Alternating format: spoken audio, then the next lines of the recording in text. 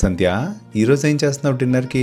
కొత్తిమీర కోడికూర. ఇది యాక్చువల్గా చికెన్ ఫ్రై చేసిన ఆయిల్ అండి, అందుకే మీకు యానిమల్ ఫ్యాట్ ఉందన్నమాట ఇందులో. కొంచెం చెక్క, ఒక లవంగం, కొంచెం పచ్చిమిర్చి, కొంచెం వేగిన తర్వాత 2 మీడియం సైజ్ ఆనియన్స్, సాల్ట్ వేసుకొని బాగా బ్రౌన్ షేడ్లో వేయించుకోవాలి. ఉల్లిపాయలు వేగే టైంలో మనం ఒక మసాలా చేసుకోవాలండి. ఒక పెద్ద స్పూన్తో ధనియాలు, 1/2 టేబుల్ స్పూన్ జీలకర్ర, 1/2 టీ స్పూన్ మిరియాలు. ఇది ఫస్ట్ మెత్తగా పౌడర్ కొట్టుకోవాలి.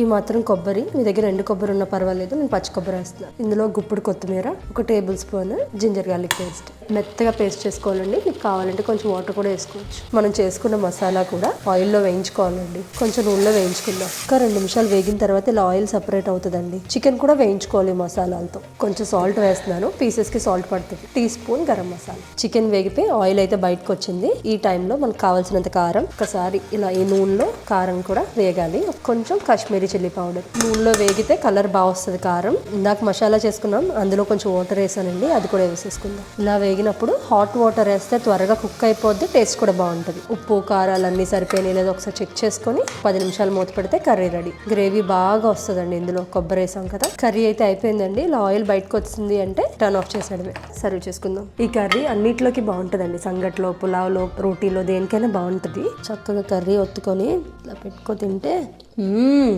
అద్భుత.